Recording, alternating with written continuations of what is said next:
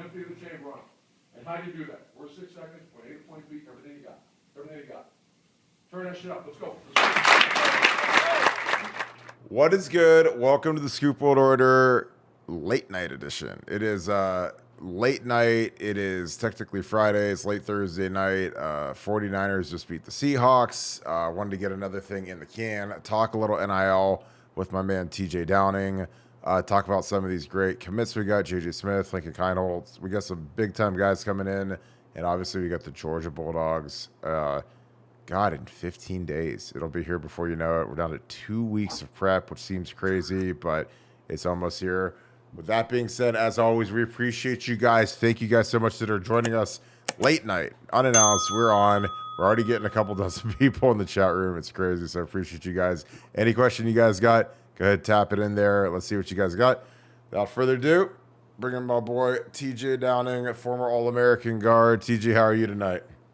Good, man. Sporting the mohawk, bringing the look back. You know, keeping it fresh. I love it, man. So what? How much have you followed the saga going on with NIL right now? It is the biggest hot topic in the universe for college sports. What do you know about it? What do you think about it? How would you change it? Man, I think there's a lot of things that you can change, and for me, really, I kind of. I think a lot of people had to see this coming. I saw this coming. I mean, the first thing that I really talked about with people was that, you know, this could become a cancer within a team. You know, if you've got myself, you know, I just look back at our situation, and you know, we were fortunate. We had a guy that understood what he was doing back there in our quarterback, and he made sure that, you know, if he was eating, we were all eating, and we all took care of each other, and we all had, you know, let's not, you know, mix words about it. We all had ways of making money if we wanted to. You know, the landscape that they're living in now, you know, we kind of created that. So to say that we shouldn't have been able to deserve to get our piece too, I mean, look how many jerseys, number 10, number 7, that were flying off the shelf, you know, even stretching into your, the finale of your run with the Beanie Wells jerseys coming off the rack. I mean, you're talking hundreds and hundreds of millions of dollars, not to mention, just my run, yours it adds a second national championship game to it. But, you know, I was part of 2 of them as well. And you total up 4 Fiesta Bowls and let's say the 12,500 you get from the Alamo Bowl in 2004. And, you know, I mean, those 4 Fiesta Bowls alone, I believe, were in the ballpark of $12 to $15 million to the university. So there's another, in just 4 games, there's another 60 to $80 million on top of the revenue from those bowl games, from national championship games, the memorabilia, the merchandise. So you're talking upwards of $1 billion that in our 4 to 5 years we're potentially bringing to the table for the Ohio State University. So, you know, for us to have to operate in the climate that we did compared to the ones that the guys are operating in now, I mean, it's completely different. And, you know, those guys don't have to worry about sweeping their tracks anymore. But what you've now created is an open market that will allow for people to attack your best players. And what are those players going to do? Trickle down effect to the guys sitting next to them in the locker room. If CJ Stroud is getting $500,000, if he's coming up here to Canton and he's getting the brand new Bentley truck from Sarshone Auto Gallery, whatever it may be, you know, there's a guy like Kirk Barton or TJ Downing that's sitting there on the right side of the offensive line saying, my job is just as important as yours. I'm keeping your ass protected and upright. Where's my piece of the pie?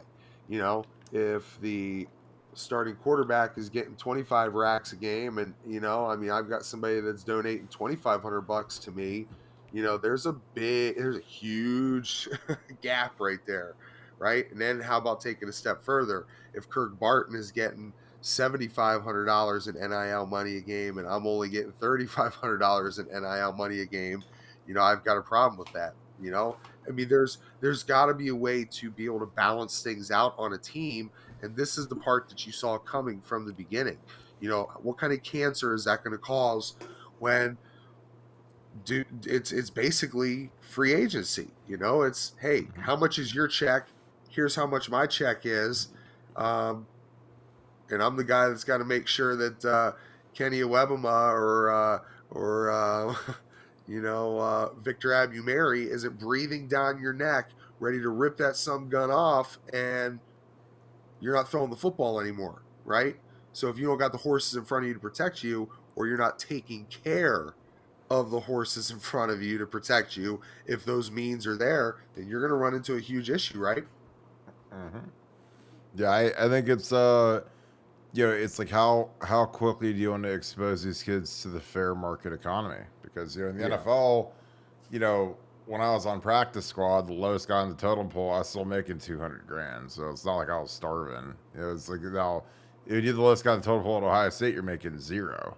You could be on the same roster as CJ, and CJ is making a couple million. You're making zero. Different discrepancy. Like when you're in the league, if you're the biggest scrub now is making almost $300,000 on practice squad. So it's not a bad life. You can survive. It's literally the greatest job in the world because you work like 2 days a week. You practice twice. You have a walkthrough Friday. Don't have to go to the game or go to the game and watch and eat peanuts. And it's a great gig. So it's like I never was mad about it, but it's part of what I'm saying. We got a couple questions here. Vito, this is a great question. TJ, I'll probably Corleone? no, it's not spelled right. It's VIDO.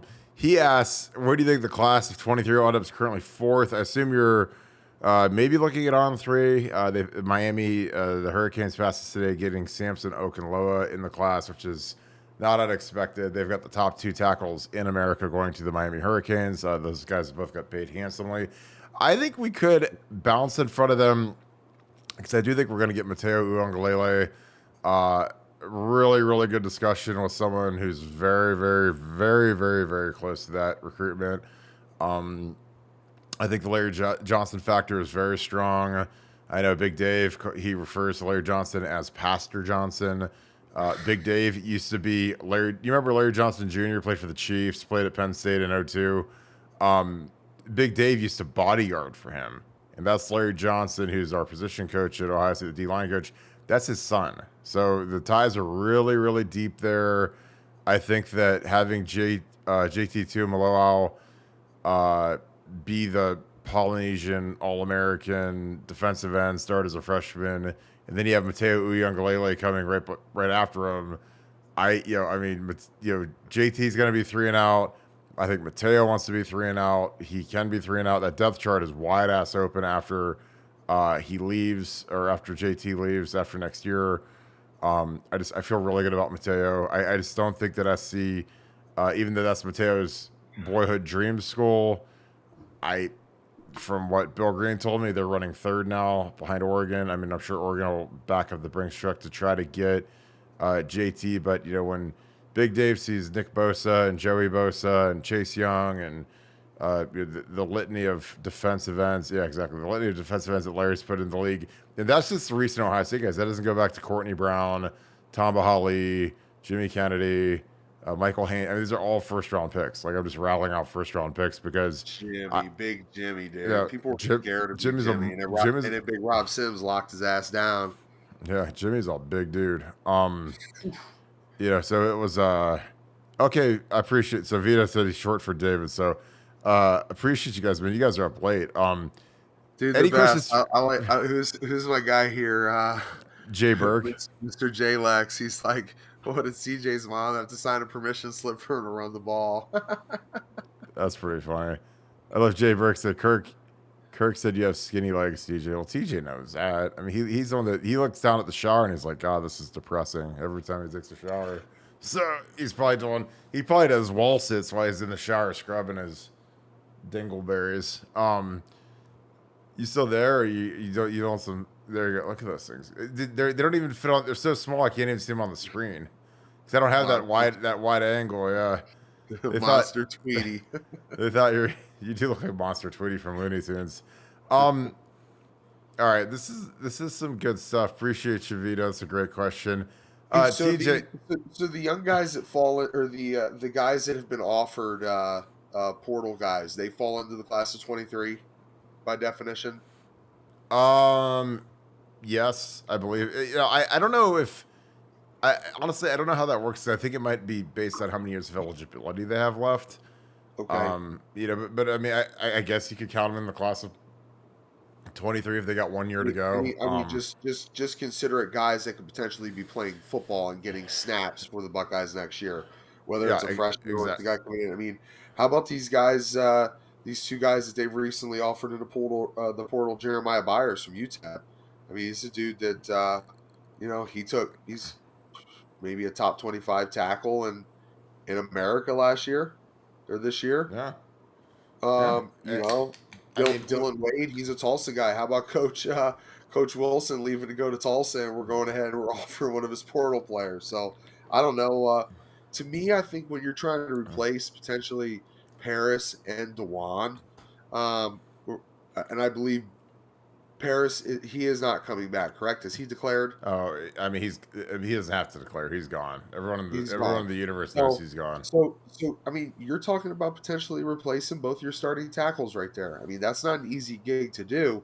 And I think when you look at depth on your roster, does it make sense for us is this really where the transfer portal can kind of make your bones? Because I get it. Like, I'm drawing a blank on the kid's name, but going back to the Arkansas State game, that was a kid that was on some pretty big Power Five teams, but had basically trickled his way down through the transfer portal to be starting at Arkansas State because he was the 2 guy or the 3 guy, a place like maybe like Bama or something. And again, don't quote me on that, but I can't remember what that kid's name was that started for Arkansas State against us this year.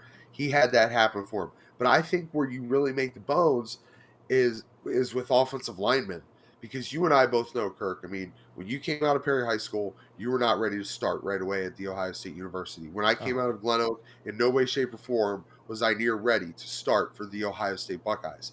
So it's a rarity when you find a guy like Rob Sims, who we just talked about, who locked down a guy like Jimmy Kennedy when he was just a young freshman, and that really catapulted his career. He started for us against the Miami Hurricanes as a true freshman in the national mhm. championship game. He would come back after that year, and he would end up really over the next 4 years being our most consistent lineman outside of a guy like Nick Mangold when he took his starting role. So for me, you just don't find dudes at like the 3 tech spot, nose guard spot, offensive guard, tackle, center spot that are capable of coming in and starting right away. So go look in the transfer portal at a cat that maybe had 12 or 13 starts at UTEP, and I'd rather roll my chances of starting that guy at tackle next year compared to, let's say, again, it's late night. I'm drawing a blank, but my guy from St. Clairsville, the big fella, is he ready yet? Avery is Yeah, Avery. Somebody like that. Avery Henry. Yeah, yeah. I mean, it's hard, but I mean, they gotta. These guys have a real opportunity to win next year because I mean they're gonna have Trey Henderson back, Marvin Harrison back, Emeka back. So you have the top 2 receivers in the country, the best running back in the country, and whoever plays quarterback is gonna be fine because the weapons are gonna be so impressive, and you have to be able to pass block. So this is a kid that entered tonight. This Walter Roush kid, 4-year starter at Stanford, started as a freshman, played in 40 games, probably has 30 something starts. He started some as a freshman. 4-year starter just entered the portal tonight. And again, this Old is all on Ryan, Buckeye. old Ryan Harris looking mother, dude, from He, Notre Dame. Look at him he, all he, clean he, he, cut. does, Probably he probably does was look like, on what was the episode of MTV show they did for Ryan Harris making an offensive tackle or something? no, it was True Life, like my True life, I want body, to be or OT. yeah. I mean, we've got Nevada broke some stuff on some guys coming in. Let's see what he's got. Jeremiah Byers, that's the guy you said from UTEP. That's a big Third body right there, third 6'4", year right tackle. 331. And I mean, I Yeah, think they got some numbers on him here. I mean, he graded out. Now, again, I don't know who's grading and what the criteria is. I'll take you and I's grading, which is a little bit more difficult than maybe yeah. somebody who's in the media business who doesn't know their head from their ass. But this guy started 12 games last year, and he graded out per a source as the 18th best overall tackle in the country at 79.4%. That was getting at least 200 snaps. So, he's for his size, it seems like he moves around well. He graded high in pass blocking, and I believe he had They're saying he had 855 snaps this year. He only gave up 1 sack. So I like those numbers. I'll take it when you're talking about coming back and being pass happy again next year. You know, you just mentioned we mentioned before we started this deal that Brian Hartline's gone out and gotten himself a big time receiver. So again, like the beat keeps rolling. You know, you're going to have dudes like Jaden Ballard who should emerge with some guys leaving. It's about time for Jaden to step up and assume his role as the next at least reliable weekly receiver, somebody that you can go to. So I think the one thing we learned more than anything this year is that there's so many variables that can happen through a Big Ten regular season. Not to say that it doesn't happen in other conferences, but just the style of running that we do, the physicality of it, even though I felt we were less physical on the offensive line than some of the people we played against at times. But our backs just got mashed up and mangled this year. I mean, Trey got banged up. You know, we lost Evan early in the season. Mayan got banged up as the season went along. So you were trickling all the way down to, hey, you know, put Chip Trainum in and Dallin Hayden, who's, you know, came on as a 100-yard back at the end of the season. So you never know what's going to happen. But, you know, that receiving room is always going to be counted on.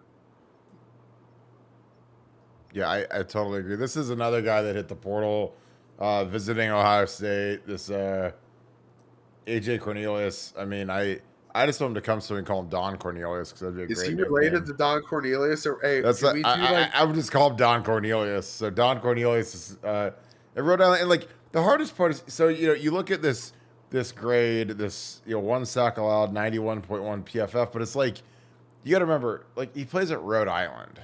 So the best team that Rhode Island plays is going to be. I mean, Indiana would kick the shit out of Rhode Island. The fighting Joe Flacco's of Delaware State. Well, yeah. So like it's like when a guy grades out high at UTEP. It's like, well, who's he playing every week? He's playing, UNLV and like Antarctica State, and so it's like, the grades are all relative to your competition level. So when a guy's at 91.1, it's different when he's playing in the SEC. Or the Big Ten, as opposed to wherever Rhode Island plays. Like you're saying, if that was you lining up an offensive tackle for Rhode Island, it'd be like a 98, 99%? Well, yeah, it was like when we played Youngstown State my senior year. I mean, it's a 1AA school. I mean, I graded like 96% because it's like, I got to go against Vernon Golston and Cam Hayward every day. And I got to go against a guy from Youngstown State. Like, are you kidding? It's a joke. I mean, because... Dude, I just want to know, are we going to get like, what was the old, like, the Soul Train line that will get to come through for all the offensive linemen? Here comes down starting lineups. Dude, if we had starting lineups that came out through a Soul Train line and dudes were up there just powering through, like, coming on through. I'm going to get a water, man. I'm parched. Dude, I was going to say, they can't, I feel bad. These people can't see your little tiny ass legs. Well, I guess I'm going to throw it back to here just because I got TJ just chilling. Appreciate you guys. Click that like, subscribe. We are going to fire up some JJ Smith film. Obviously, I broke him down today in a shorter film. TJ hasn't seen him. He isn't as big of a recruiting guy as I am. So with Buckeye Scoop, I talked to the high-level guys at South Florida Express today. Heard one of the funniest stories of all time. So Geno Smith, the quarterback for the Seahawks, his dad is Geno Smith Sr., and he's one of the coaches for South Florida Express.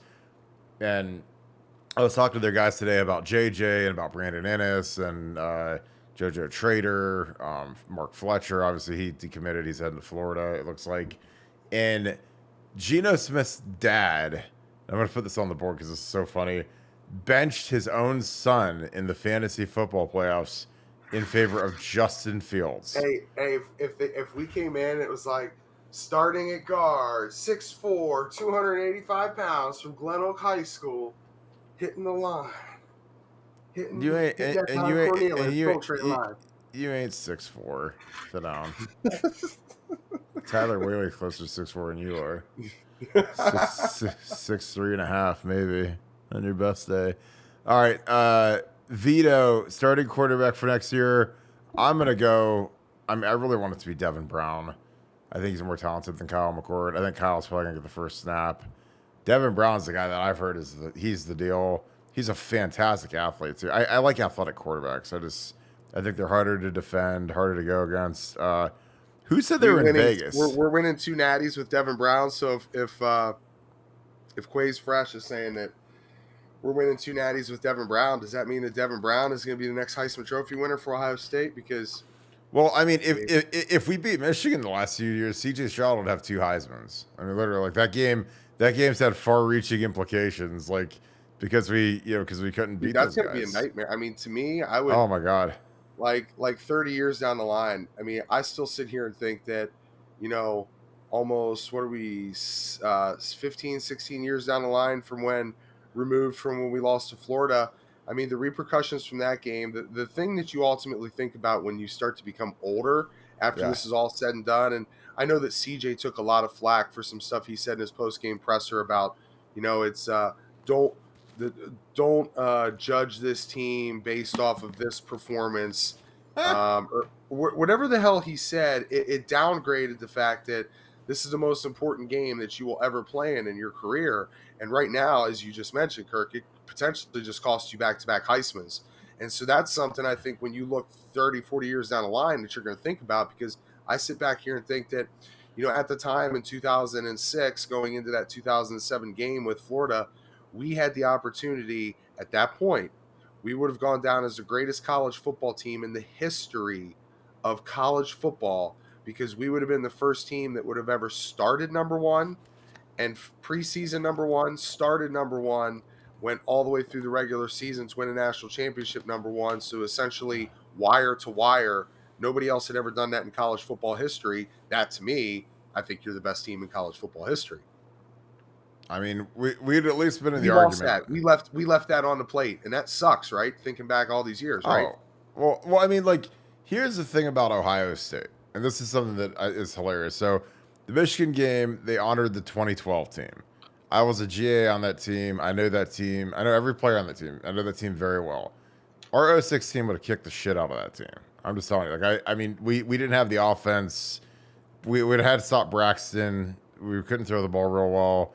We were tough. I mean, we were a good team, but like, I mean, our 06 team would have waxed that team with Teddy and Gonzo and Hartline and Robo and Roy. I mean, they couldn't have defended us.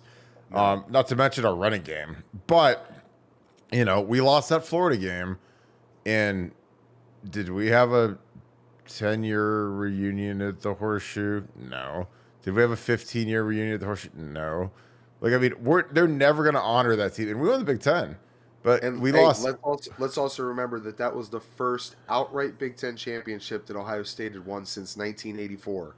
That was 22 years in the making. We've shared titles. Really? Yeah. That was the first outright Big Ten championship that Ohio State had won since I was born in 1984. Now, if you think about it, I mean, the 02 team, and here's the question I want to ask you after this, but I mean, the 02 team, we weren't outright champions. We shared it with Iowa because we didn't play them and they went undefeated on their side. We shared it in 05, which would be the next time we'd win it. And because we lost it in 03, I believe Wisconsin ended up winning it. But here's the question. How does the 06 team, if we beat Florida and people say greatest team in college football history, how does the 06 team stack up against the 02 team? Oh, I mean, I think we'd have beat the 02 team. I mean, if we would have beat that Florida game, like on that 02 team, I'll tell you this: the 06 team would have never seen a defense like the 02 defense. Oh, I agree, but I'm just saying, like, you got to be confident in your guys. Like, we had. I mean, here's the thing: when I look at football, now granted, their defense was much better. Our 06 defense was not very good. It was okay. But against defense ranked very high though in a lot of statistical categories in the country. Yeah, but we didn't play anybody. I mean, we when we played Michigan and Florida, we got exposed. So it's like, and again, I'm not dogging out the defense. I'm just saying our 05 defense was 1,000 times better than the 06 defense. Our 07 defense was 1,000 times better than the 06 defense. Like 07, we had Cam Hayward. Dude, go look at our numbers from the 07 defense for my senior. Somewhere David Patterson is just screaming at you right now. Good. Tell him to go look at the numbers. You know where we finished in defense in 07? Number one in total defense. Go look how many rushing yards we gave. It was like we gave like 60 yards a game on the ground. 60. Like this year's Ohio State team against Michigan gave up like 5 plays of 70. You know, like the only team that scored on us all year was LSU. I mean, we lost to that Illinois game, but you know, again, Illinois as crappy of a team as they are, they had some guys. They had some monsters. They had Vontae Davis, top Chris 15 pick. The Chris Norwell is really good. I mean, that was, you know, if that guy doesn't get cancer, he probably plays 10 years in the league. He was really good. He was really, really good. He's the guy that Chris Norwell should. And for you guys that are paying attention, that's Andrew Norwell's brother, Cincinnati Anderson kid. He's my age. He should have been a Buckeye. Should have taken him over Brandon Maupin and some of the guys that were in my class. Really tough, strong kid. I mean, he'd have been a hell of a nose guard for us. I mean, again, he was a problem. You know, Jay Lehman had like 30 tackles. He had like his Paul Postlesny game. Britt Miller Gamble from Maslin. How about when they got BG back there? Brian Gamble scored a touchdown against us as a freshman. Wow. Britt Miller, who I played with in San Francisco for the 49ers, played like 7 years in the league. Always played us tough, man. Whether it was at home or Champaign. I mean, well, we lost in 06, and then you guys got beat in 07. That's crazy. Well, 06 was weird because we were up like 17-0 at halftime, and then the second half we just went out and sucked. I mean, it ended up being like 17-10, and like we were scoring 40 points on everybody, 45 points, and the difference between like our 06 team and like the teams today is like Tress wasn't obsessed with padding stats the way Ryan Day and Urban Meyer are, where it's like they leave the starters until there's 2 minutes to go in the fourth quarter because they have to throw in 3 more touchdowns so that that their number one offense. Like Tress never cared. Tress would pull us in the middle of the third quarter and get the backups in and I was fine with that. I was like, look, we're up by 4 scores. Get us out of the game. Go ahead and put the AYOs in because again, I like when the young kids get to play in the game, and I like when the walk-ons get to play in the game because those kids work hard too. Their parents are sitting in the stands. I don't want to play anymore. We're up by if we're up 35-7, get me out of the game. Like go let all these other kids play because they work hard. And for like a kid like DR, you remember DR? Ebbs? Do you remember Ebner? Yeah. So DR. Did you read our chat? Read some of these chats. Yeah, it's these are great. Yeah. Cam Hayward. How about Cam Hayward up for Walter Payton Man of the Year? He might end up winning it. They usually give that to somebody who's kind of on their song. I hope he does. Yeah. Mendenhall. It's funny. I love these guys that remember this stuff. It was funny. Like, he said, y'all don't up downs after that. I've never been more angry in my entire. Juice Williams was over in the corner watching you guys do 50-yard gassers. You guys are doing gassers and up downs. I'd have probably been arrested for mass murder after that game because I was ready to kill everybody. I've never been more angry in my life than after the Illinois game. So, it was last game of the day. Senior day, last game of the shoe. And the thing that pisses you off when you're a leader and you're a captain of a team is when the team isn't focused. So when we show up and leading up to the game, I literally have guys on the team that are starters asking me, do you think it's okay for my parents to book tickets to New Orleans yet? Has your mom booked a ticket to New Orleans? Yeah, because New Orleans was national championship. And I'm like, are you shitting me? Like, we still have to beat Illinois and Michigan.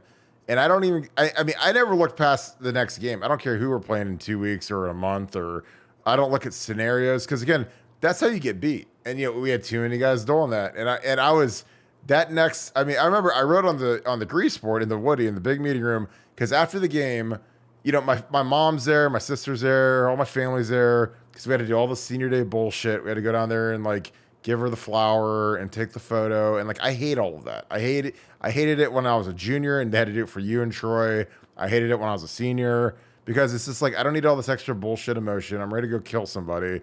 Let me go kill somebody. I don't need to start crying and see everybody crying. I don't need any of that. Come down here and take this flower down to my sister. Take that deep flower. You're such a dumb shit.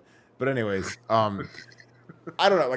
I was going through it and it's just we lose. I walk back to the Woody Hayes because I'm so angry. I literally I'm done playing. take my You little. didn't stop. You didn't stop at Heinegate. No, I didn't stop anywhere. I literally, I would have. I, I know you I, needed that double shot of Crown after that one, man. You were oh probably god, so I, pissed. I walked back to the Woody because I didn't want to wait for the bus. I was too angry. I think the buses might actually left me because I was like one of the last guys because I had to get treatment and I did media and whatever. But like, I was so angry. I walked back to the Woody. And I just started watching Michigan film. I was like, this is the only thing I can do that can make me. So I watched them against Oregon. I watched them against App State. Oregon beat them like Oregon massacred them I mean, it was like 45-14 or it was something crazy. Like, I mean, at the time, there was a time in the season where Oregon was like number 1 in the country or they were number 2. They were like, we thought we were going to see them in the championship. And then Dennis Dixon got hurt, tore his ACL, and then they were kaput. They were done.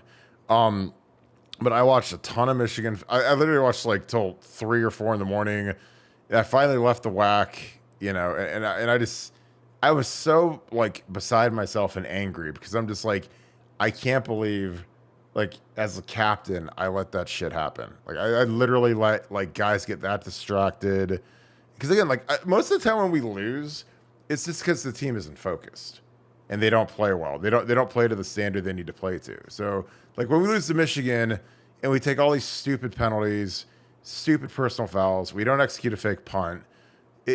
I mean, it's just focus. That's all it is because you have to execute. And again, like, we rolled over against the Gators, which sucked, and that I felt like we weren't where we needed to be. And against LSU, like at least we fought, but we still got ran, but they were way better than we were. And plus, it was in Louisiana, so that was a little harder. And plus, we weren't as good as in 06 because like we didn't have a Heisman Trophy winning quarterback. So I don't know. I was so mad. Oh my god, it's like. I mean, that next week, man, I was the Exorcist all week. I was nuts going up to Michigan because I'm like, because I was like, I'm not about to lose to these motherfuckers on their senior day with Jake Long. I was like, it's just not going to happen. Like, I mean, so you guys better go get some heart and some courage and go see the Wizard and order all. Man. I mean, because man, I'm telling you, I was like, you were it was crazy. Well, I was just like. That powder keg was lit. How about your boy Kerry Kistler? Kerry Kistler's over here saying, you guys forgot about Craig Krenzel. He goes, you guys would have never beaten Craig Krenzel. I would have sicked Mike Kudla on Craig Krenzel. Craig Krenzel would have been a nightmare. If he could have got around Shano. Big hair, big ID. If I got around Ivan Douglas or Shane. God, I mean, isn't that crazy? About the O2 team, both of our tackles are dead. ID and Shane are, but I mean, that is the saddest. Like, I mean, and they're not old. They're 42. They would have been 42 years old. I mean, Shane died 2 years ago. ID. I mean, it's like the number of guys that we've lost off that, like from our era. Kudla's gone. I mean, it's literally insane. It's the saddest thing in the world. God, who else? I mean, J.D. Larson committed suicide. Zach Schlegel from Canton McKinley committed suicide. I mean, it's terrible, dude. But hey, man, I don't know. That's I'm proud of you though, man. That's true leadership skills. I'm not sure if you learned that from me or not. If you learned that from living with me or not, but sometimes like you just got to say what needs to be said. And again, like I always tell people are like, is it a bigger honor to be a captain or an All-American? I was like, I'd rather be an All-American because that means you're good. Being a captain just means you're popular. And I honestly, like, I didn't like being a captain because, like, you have to go say shit and you can't just be in your own little world and just focus on you. You have to, like, hold people accountable that sometimes, when you're a captain, if you're a good captain, you're not going to necessarily be popular because you're going to have to say shit to people that they're not going to want to hear. And there's a lot of people that think, and they think whatever they want because I don't care because when there's a standard you're trying to get to, and again, you gotta remember, like in my shoes in 07, all my homies are gone. You're gone, Troy's gone, Ted Ginn's gone, Gonzo's gone, Pittman's gone. All my boys are gone. Dave Patterson, my boy, gone. So like I'm like the last of the Mohicans. There's nobody left. And like we get Alex Boone. Yeah, well, I had Alex. I had a bunch of younger guys, but like when you play as a freshman, and you're kind of always with the old crew. Then all of a sudden, the whole old crew is gone, and then some of your younger guys like Gonzo is one of my best friends. He declares early, and Pittman declares early. Then it's like you look around. I mean, Mohicans. well, I mean, like in my senior class when we returned, I had more career starts than the rest of the class than the rest of the seniors combined. Like think about that. Yeah, Because like the only guys that started in games were Larry Grant and Deontay. So that was like the lost class, man. oh, it was the worst. It was the worst class. Like Darius Hiley and Reggie Smith and Sheehan and yeah. I mean all those guys. Brandon Maupin, Oh Brandon yeah. Underwood. I mean the beat goes on. I mean we talked about Kurt Lukens the other night. You know Kurt was in line. Kurt would have ended up getting some starts at Ohio State if it wasn't for his shoulder, but. You know, I mean, him, Devin Jordan. Devin Jordan was a guy that was on his way to potentially getting some reps. You know, there's a lot of dudes off of that class. That's 2003 class, correct? Yeah, we were hot trash. I mean, Man. we here's the thing. I mean, yeah, they took you. You were 1.5 star out of Perry. Someone had to carry the mail, you know. Hot trash. Well, it's like we had really high end guys. We had Dante who went top 10. We had Gonzo went first round. Dave Patterson, good career, captain, 4-year guy, whatever. Myself, God, who am I forgetting? You know, Dave Patterson's one of the most underrated defensive tackles in Ohio State history. I mean, these guys are talking about Big Daddy Wilkinson on the text line over here, and I don't know how that even started. I mean, if they were just talking about legendary number, he wore 72, right? Yeah. Yeah, maybe legendary 72 since you got me on here, I guess. I don't know, but David Patterson was just. Oh God. I mean, but then and think next to him you got Quinn Pitcock, who's a first-team All-American, who's got a tree in Buckeye Grove, who is a captain as well. I mean, him and DP were captains on that defensive line, and those dudes, rightfully so, man. Like that to me was probably the best defensive tackle combo in the country in 2006.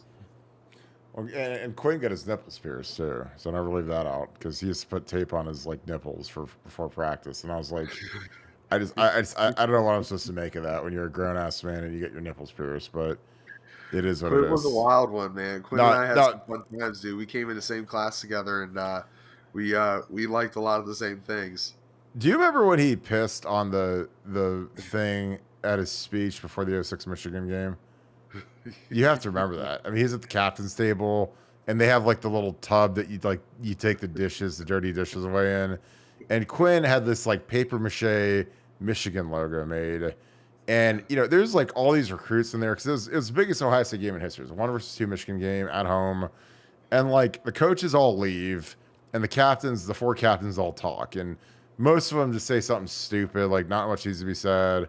Let's go. Okay, I got some bullshit like that. So Quinn gets up and says some crazy stuff. Then all of a sudden, he stands up on a chair and whips his dong out and just pisses on this logo in front of everybody. And I'm sitting there. I remember that now. That was great. And I'm just like, did I really just see that? Like, I mean, did that really just happen? Like, I mean, and there's high school kids in here. There's these high school recruits. Joseph Barksdale was a 5-star tackle.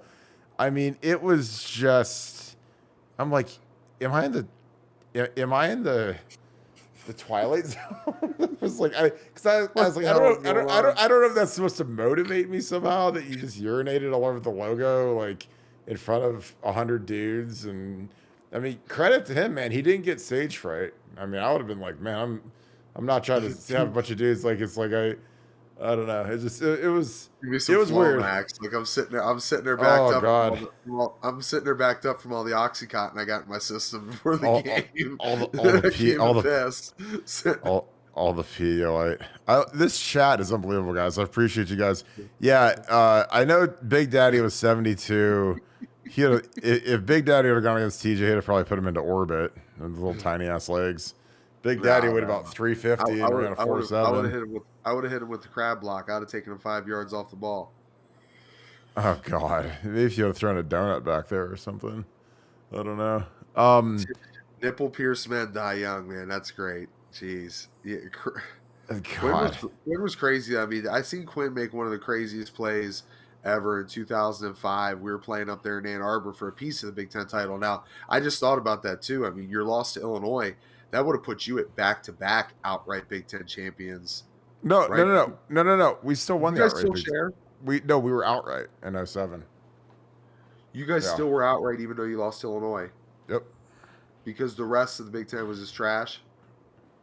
Yeah. Michigan. I don't had two know. losses? I don't know who they lost to. I know that early in the year they lost to App State and Oregon. Obviously, those aren't Big Ten losses. Right. I don't know who they lost to. They might have lost to Penn State, maybe. Okay, No. Penn State beat them in 05. I think in 07 they might have beat them. I can't remember. So when you guys beat Michigan in 07, that was for the outright Big Ten championship. Yeah. Gotcha. And it was funny after we lost to LSU. They asked me since I was a captain if I wanted to help design the rings, like the Big Ten title rings. And I literally said, we shouldn't even get rings. Why are we getting rings? We lost the national championship again. Nobody should get a ring. We lost two out of the last three. I'm just like, why should we ever get a ring? There's no reason to get a ring. That's idiotic and stupid. So. Well, no, the other thing is, back to that play, I mean, the one thing where you really grade defensive tackles is pursuit. I mean, because not everything is just straight ahead. Nobody, if somebody's running straight at you, I mean, you should make those plays. But when you see defensive tackles on screen plays, and I remember that Michigan ran a screen play, I think at their own 15-yard line, 20-yard line, something like that, with Mike Hart. And Quinn from the opposite side of the field took the greatest pursuit angle you've ever seen a defensive tackle make in his life, and he lit Mike Hart up and ended up stopping him at the line of scrimmage. It was one of the most impressive plays I've ever seen, because I think he was fighting off either Reuben Riley, the 72 legend from Michigan, or Jake Long, one of those guys. I can't remember who, but I'll tell you what, man, Quinn was one of those defensive tackles that you base that's when you go to grade them out at the end of the game. And that's what I think we need to see more of from some of our guys, is you can get lazy in those pursuit angles. When the ball gets past you, I mean, are you turning and run downfield? How many times do you see a defensive tackle, he's able to affect the play by, if he takes the right pursuit angle, that guy cuts back, who has the ball, into midfield, and you can get a guy punching at the ball, making a big tackle from behind and affecting that guy. So Quinn was that dude. He definitely deserved his Buckeye tree, that's for sure. Yeah, that's something that we either have the slowest DBs in the country or the laziest, because the way Michigan could just pull away from us every single time they broke through the line of scrimmage, I was like, is there anybody else on the field? I mean, I didn't understand how for 70 straight yards you only saw the one Michigan guy running and maybe one guy in pursuit.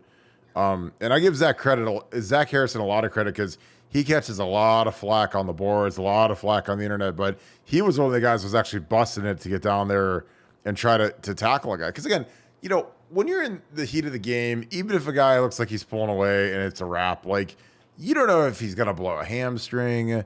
Anything can happen. I mean, especially with Ohio State's terrible turf, where these guys are just blowing gaskets like crazy. I don't know. It just, it's interesting. So you did make all Big Ten, and man, you made coaches and media. Wow, big dog. Okay, I see you in 06. I didn't make it. Look at the other guys who were on that team too. I mean, Joe Thomas and Jake Long. Well, yeah, that's why I didn't make it, because look who's in front of me. Jake Long and Joe Thomas, two Hall of Fame. I mean, Jake's not a Hall of Famer, but Joe is. Then Levi, who went 5th overall. Marshall Yanda, who's probably a fringe Hall of Famer. And then there's moi. I mean, that's the funny thing about a lot of these award teams is it's kind of based on you and Boone were on honorable mention all Big Team together. I made second team all Big Ten for media or coaches. Media, the worthless one. Yeah, the media one's not. I mean, that's not worth anything. The coaches one is the one that's the real one, because the coaches actually watch the film. The media just they just read whoever's in the thing. So whatever. I mean, it doesn't mean anything, but I'm looking it over right now. But yeah, no, we were in 07, we were outright. Michigan had 2 losses, and Illinois had 2 losses. It was funny because Illinois actually went to the Rose Bowl. Michigan went to the Capital One Bowl, and they beat the Gators, I remember, because that was the year that Tebow won the Heisman. Yeah, they got the payback for Lloyd. That was Lloyd Carr's last game, right? It was. And I remember I talked to Jake Long about that. And I was like, dude, I was actually rooting for you guys. I was rooting for you and Henny, because all we heard about was how terrible the Big Ten was, and I was like, so when I was in Miami with those guys, I was like, we were actually at a bar in New Orleans because we all got in like the day they were playing on New Year's Day, and like we didn't play for like 7 days, and we are all getting in that day, and we were watching the game, and I was like, great, these guys are actually gonna win. Oh my god, what else we got? What else we got in these questions? Guys, keep bringing these questions. 80 guys on, I love it.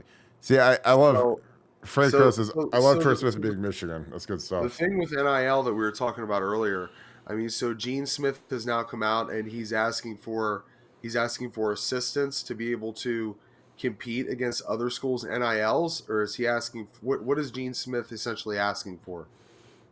People to donate to the collective. I mean, it's just like, I mean, whatever. Ohio State can make about 10 phone calls and have a slush fund of about $30 million available within 24 hours. Well, I think that the hardest part is that doesn't. I mean, it kind of benefits Ohio State because you keep the players happy and that kind of thing. But like, the tough part with Ohio State is like they want that money for their own bank account, for their own.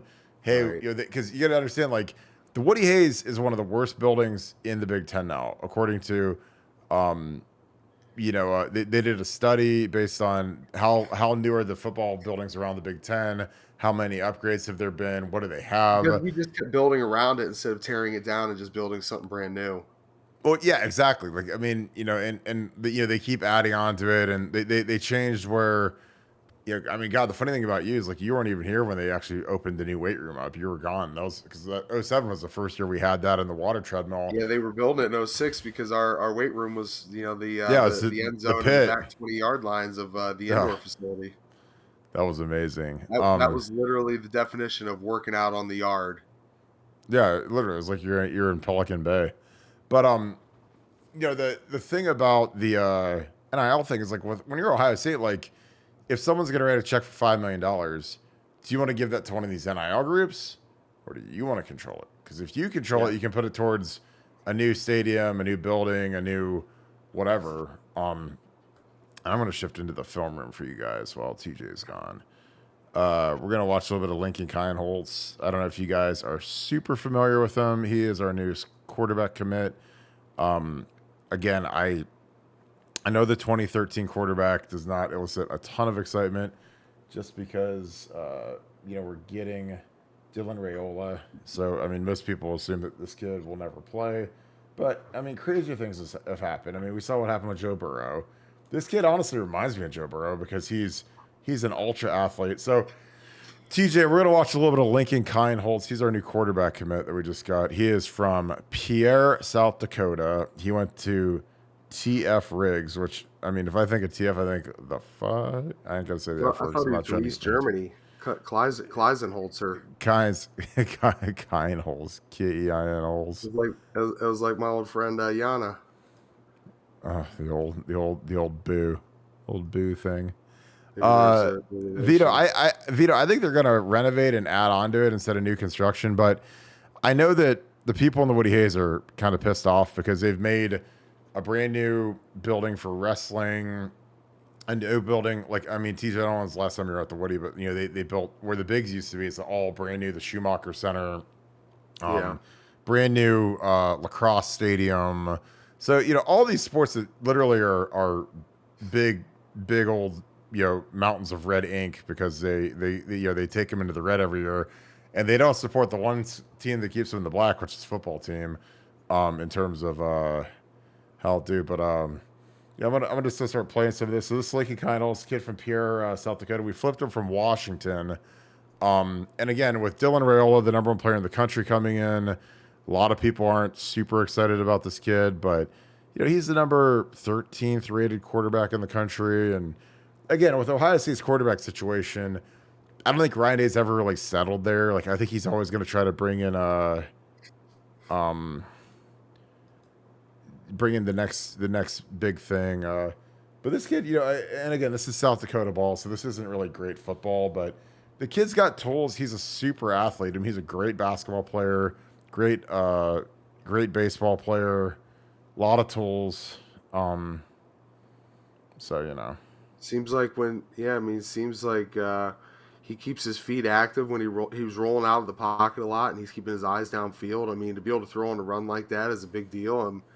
I'm assuming because they're playing here in the Minnesota Vikings stadium. Is that was he a state champion? Was he in a state championship game? I don't know. I'd be guessing completely, but Yeah, I'm guessing maybe so. I mean, you would think up there. I mean, that brand of football. And again, I don't know a ton about the ball in Dakota. I mean, I can go based off of.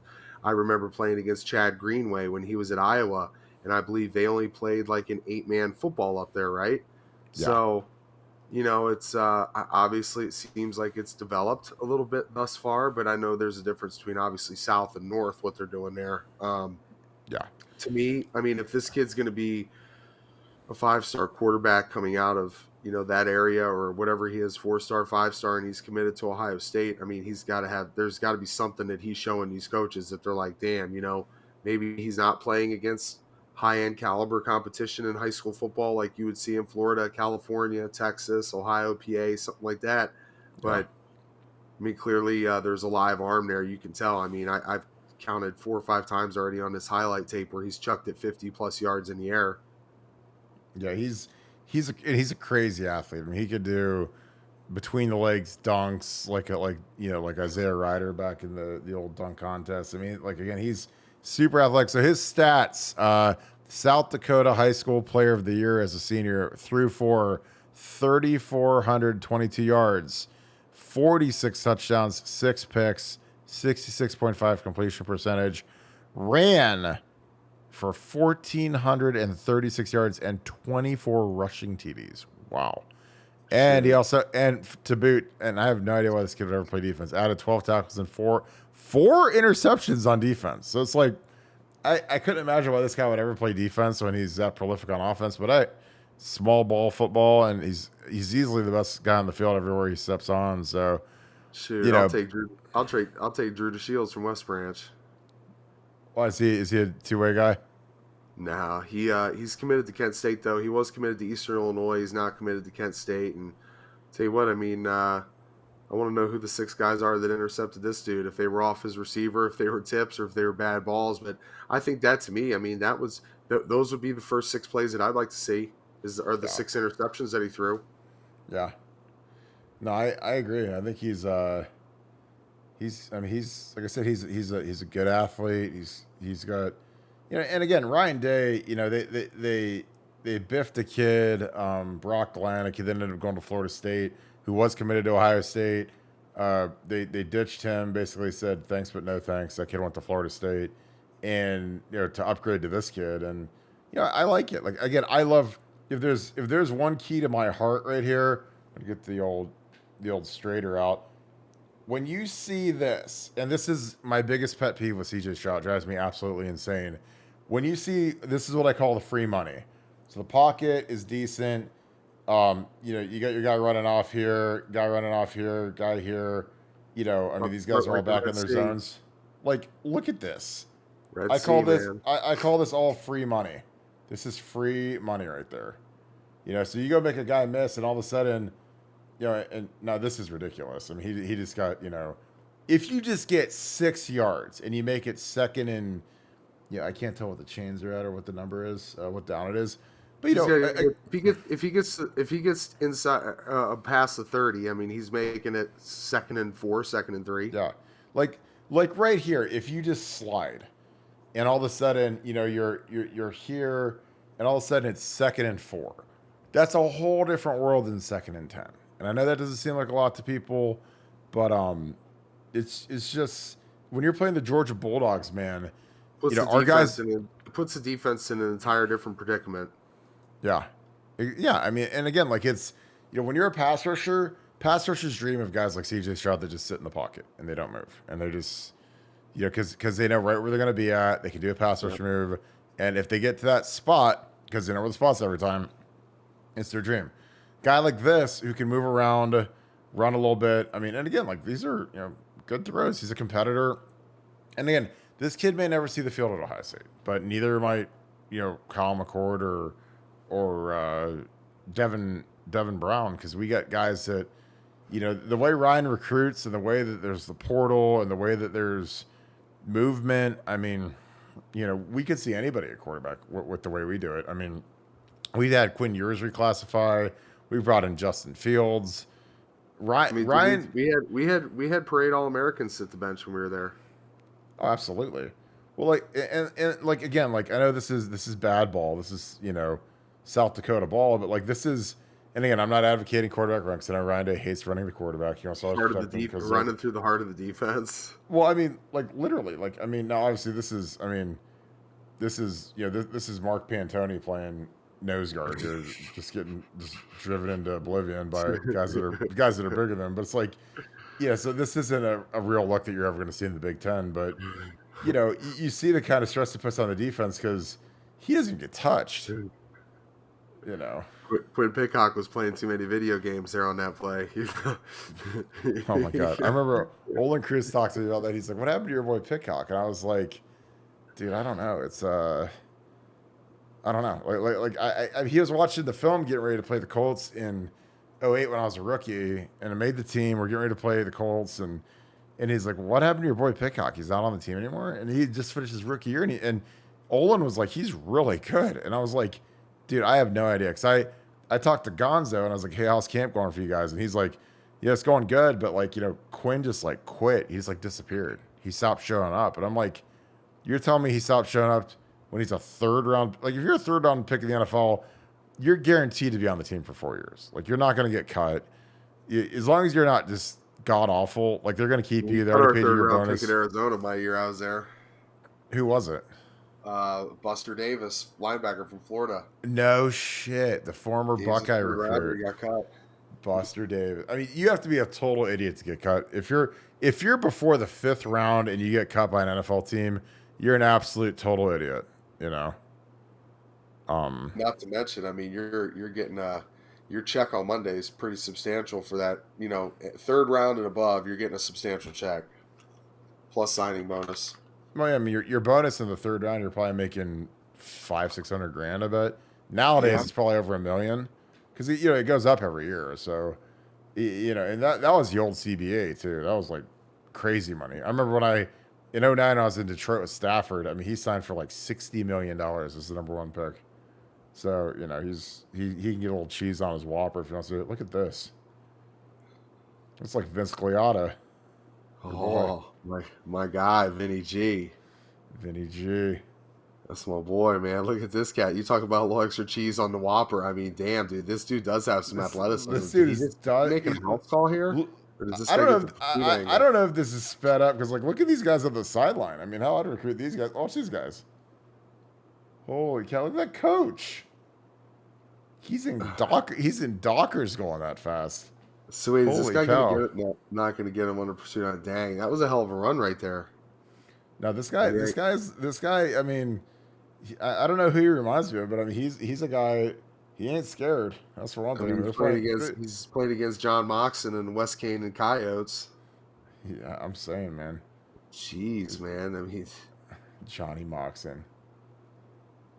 No, but he's. I mean, he's not scared. He puts his foot in there, and again, like I love the QB run. I know that everyone in the world hates it, and everyone's a big puss nowadays. But you see what Justin Fields does because. I mean, Fields in the league, he's about to break the record for. I mean, the Bears might break the record for most rushing yards in NFL history by a team, and nobody thinks they have a good offensive line, and they don't have Derrick Henry at running back. They've got a bunch of guys, but Justin Fields could potentially be 1,000-yard rusher at quarterback. So it's like that's the great equalizer in the NFL. Oh my God, what are you guys in here writing? That Josh Perry's built like chiseled oak. Chiseled oak. Little Timmy got destroyed. I think David Greenshield. I think Drew Aller is going to be pretty good. I mean, we saw him play at Medina a couple times up here in Northeast Ohio when I called some games. I mean, Drew's got a live arm too, man. He's a heck of an athlete. He can spin the ball, and I think Penn State got a pretty good one there. Penn State is. We always kind of feel like they're right there, I mean, we weren't sure how that game was going to turn out this year when we went over there. And, I mean, look at the game that JT had. It was pretty impressive. I'll tell you what. Let me get on the main event. So we got a kid named J.J. Smith out of Chaminade Madonna High School, Miami. He's a South Florida Express kid. This kid is the absolute truth. Maybe the best receiver to come out of high school, maybe ever. I mean, he's really Ever? good. I mean, dude, like he's rated as literally the top receiver to ever come out of high school. Like, he's that good. Jeremiah J.J. Smith. I think he looks like Julio Jones. Again, he's playing, and he plays big time football. He's not playing, South Dakota, the fighting, the South Park Cows or whatever. Chaminade Madonna's playing the best teams in the country. Yeah, these guys are no joke. These guys are actually in Vegas playing Bishop Gorman, who, they were the team that won the national championship a few years ago. They're in Vegas. But here's JJ. So JJ's from South Florida Express, same as Ennis and Tate. JoJo Trader, who we'll get him too. But he's 6'3", 195. This is his junior highlight tape.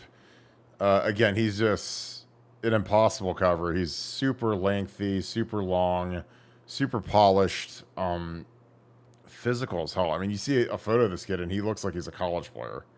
I mean, like I said, I was kind of being stupid, but I mean, I'd probably start this guy in the Peach Bowl, between, I'd move Emeka into the slot. I'd have him in the Z and put Marvin at the X and just take my chances because I think he's that good. But yeah, it's, I don't know. It's crazy. These guys are. I mean, these guys that are trying to cover this cat. It's like you would think you'd be committing like two guys to him. I mean, the one touchdown passer wasn't anybody within 20 yards of him. I mean, he's just cruising past everybody. I mean, his speed's on a whole different level. Yeah, and he's a super, super hard worker, super good kid, quiet kid. Again, I talked to his 7-on-7 coach tonight. Shout out South Florida Express. They love the kid. He's just a great kid, and he works like an absolute animal. He's a beast. Super humble kid. We're actually going to interview him next week, either Monday or Tuesday. I'm going to get him and just kind of go through his film. But you look at him and it's like this doesn't look like he just doesn't look like a 16-year-old. His ball skills. I mean, he makes a one-handed catch on this highlight tape where you're just like, he looks like Justin Jefferson or one of those guys that can just catch the nose of the ball with like effortlessly. Body positioning, but again, he's a different cat, man. TJ, who do you think he looks like? I think he looks like Julio. I think Julio's maybe the best high school receiver. I mean, he came into Alabama, started as a freshman. They won the national title. Pretty much, I think maybe his second year in 2009. Don't think they won it in 2008, but who does he remind you of? Jesus, it's really hard to say. I mean, I guess the first thing that kind of stands out is what Marvin Harrison Jr. looks like. No, there's a lot of people are saying because he's 18 and yeah, I mean, he looks thick. He's bigger. He kind of moves around like him. Yeah. And that's a scary thing to think that, you could have those two guys. I mean, Marvin Harrison Jr., I mean, he's kind of changing the game right now. I think he's put himself in the position as best wide receiver in the country. Hopefully we utilize that come December 30th. But yeah, I think this guy has some of those capabilities, and maybe, I don't know, maybe even just a shade faster, because he's not, let's keep it real. I mean, Marvin Harrison size-wise is kind of on a different level for his speed-size combination with the hands. And this guy looks like he's maybe just not as thick, but he's tall like he is, and he may have just a little bit more speed. Yeah, I definitely think he's quicker than Marvin. I think Marvin's obviously fantastic. He's probably best receiver in the country. Look at that get-off right there on that last play. I mean, that was... Dude covered his 10-yard sprint. I mean, that's really... a lot of people talk about, kids in his position and what, the amount of space you're covering. So the 40-yard dash is more important. But what does that 10-yard snapshot look like when he doesn't have anybody pressed up on him? Like right there, like his head is exactly how you would want it if you were starting a 40-yard dash.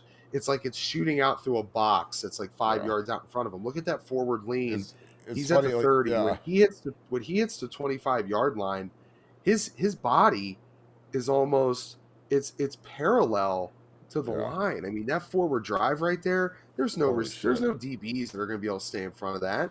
Yeah, I mean, you can't even see his numbers. He's so, I mean, and he's a great hurdler. He's a 300 and Oh my 110 gosh. state champion hurdler. I mean, he is a different cat, man. This cat is a, and again, like, we just got Brandon Innes and Carnell Tate, two other guys from Southwood Express. They're already committed, fantastic players, and now, getting JJ might be the best out of all of them, and he's a year younger, which is crazy. He still has another year of high school. I imagine he's going to do everything he can to enroll early, like a lot of these guys. These guys all want to enroll early and be out in 3 years, so they can, if you enroll early. John Alexander on the text line just opened up the key to the offense here. He's like, we don't need any JJ Smith. We don't need any Marvin Harrison Jr. Give me Pete Johnson, Bob Ferguson, and Jim Otis any day of the week. Otis. Jim Otis. And we're just going to chew up clock. We're going to chew up clock and keep the opposing offense off the field. Is that kind of like the is that like the Perry, the vaunted Perry wing tee? Hey man, if you don't have the same skill, the best way to keep the best defense is an offense that keeps the opposing offense off the field. So if you could run the ball and hold the ball for 48 minutes and possess it for 48 minutes, and they only get the ball for 12 minutes, then that's your only antidote. Because like if you're going against a team that's hyper skilled and you're not that skilled, then you have no chance. Like that's why a lot of teams like Wisconsin, Michigan. I mean, Michigan was the prototype last year.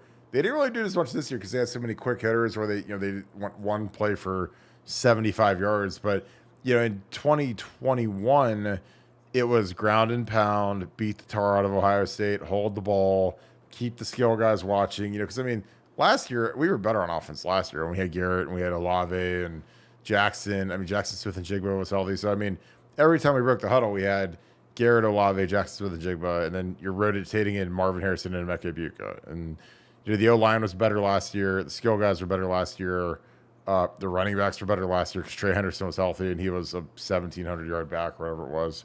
So, I think that it's a good plan. If you don't have the talent, and honestly with Georgia, I mean, if we can run the ball and hold the ball, great. Put the pressure on those guys to have to score fast because those guys are a physical team. They like to run the ball. Get them out of that. Get them off track. I think offensively against Georgia, I would go fast. I would not give those guys time to do what they want to do on defense because they run some crazy stuff on defense. They run bear. They run some 2-down looks. I've studied the national championship game versus the SEC championship game last year when they played Bama twice. Totally different defenses, totally different plans. I think they're going to run some crazy stuff against Ohio State just to make it hard. It's going to be a pro Georgia crowd. It's in Atlanta. Like we don't have to be stupid and act like it's going to be equal. It's not even going to be close. It'll be 70-30 Georgia Bulldog fans because it's just cheaper. Because if you're a Georgia Bulldog fan, you can gas the car up and drive over. If you're an Ohio State fan, you get to fly down, get a hotel. Gas up. Yeah, like you're Georgia, it's like you just drive an hour and you're in Atlanta. It's like great. Like get you a package of beef jerky, a 12-pack, and you're there before you know it. You're there at the game. Yeah, exactly. Gassed up and drink you a 6-pack of whatever, or a 5th of whatever, and go bark at everybody and 40, see them dogs. 40-ounce St. Ides. See, David, this is so this is funny. This is one of my favorite things, and I'm not chastising here, but this is great when you see the 4 tackle thing is one of the funniest things that always gets brought up. So last year we started Nick Petit at left tackle.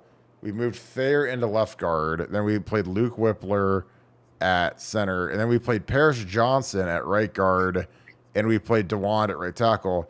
TJ, like this gets brought up all the time. Like, they say we played 4 tackles, wasn't a good idea, couldn't run block, pass block, do anything well. When in reality is our offensive line was better last year than it was this year. It was much better. I mean, we were better running the ball last year. I think that the biggest difference is Michigan had Aiden Hutchinson, and they had the other good defensive end who ate her lunch. So yeah, you delete those guys from the Michigan game this year, and everyone's like, well, we blocked Michigan better this year. And I was like, well, yeah, because they had their number 2 pick in the draft declare and go to the Lions, so we didn't have to see him. I mean, because he probably would have ate her lunch again this year because he's going to be the NFL Rookie of the Year on defense because he's got 7.5 sacks or 8 sacks or whatever it is, 2 picks. Like nobody's even close to him. He should have been the number 1 pick in the draft. Your thoughts on that though, TJ? Because with the offensive line, you're a guy that's a prime example that went from playing tackle your whole career to bump it down to guard because, we needed a guard. So, instead of sitting and whining because me and Alex Boone are playing tackle, you bumped into guard and you played great at guard. But talk a little bit about that transition because, they put Paris Johnson in at right guard. Now, Paris Johnson is the most prototypical left tackle we've ever had since Orlando Pace. He's 6'7", 315, 15% body fat, like top 15 pick in the draft, first round. He's literally the perfect left tackle outside of Orlando. And we played him at right guard last year. And why did we do that? Because he's our most talented lineman by far. You got to get him on the field somewhere. Nick Petit is our best pass blocker, so you put him at left tackle. Thayer is a 5th-year returning guy. He's a captain. Can't bench him. DeWand is one of our most talented guys. He's 6'8", 380 pounds. He can't play guard because he's too big. And then there's Luke Whippler, who's at center, and center's a center. So what are your thoughts on that? Because there's people that say, "Oh, Matt Jones should have played over Paris," and I'm like, Paris Johnson. It'd be like not using Secretariat to run a race, or it'd be like if we said, "Hey, you got to go plow a field. Do you want to use the old plow horse, or do you want to try out Secretariat as the plow horse?" I'm like, well, let me see what Secretariat can do because he's the greatest horse that ever lived. That's kind of what Paris is, But what are your thoughts on that? Are you more of a traditional position guy or a play the 5 best guys and figure out the best combination for the team to win? Paris Johnson, the greatest horse that ever lived. I'm gonna write a children's book about that. Paris Johnson, the greatest horse that ever lived. No, you have to put the best 5 guys out there. Even if their body mold or structure or frame doesn't really fit that position. I mean, most of the times people will say a more compact, wide-bodied offensive guard is preferable, a guy that can move well out in space and isn't 6'5" or higher. Look at, you mentioned Alex Boone, look at his career once he got into the NFL. He stuck around on practice squads until he couldn't be on practice squad anymore, and then he made the team, and he was off and running and, started out as a jumbo tackle, and then, you're not going to put him in over Joe Staley or I can't remember who the other tackle Anthony was. Davis. Anthony Davis on the other side. Yeah. He was out of Rutgers, correct? Yeah.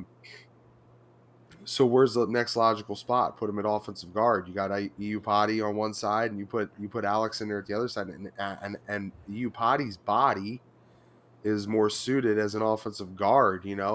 At like 6'3", 6'4", 330 pounds, he's a wide body, and Alex comes in there at what 6'6", 6'7", 320, 330 some pounds. It is a prototypical type tackle body.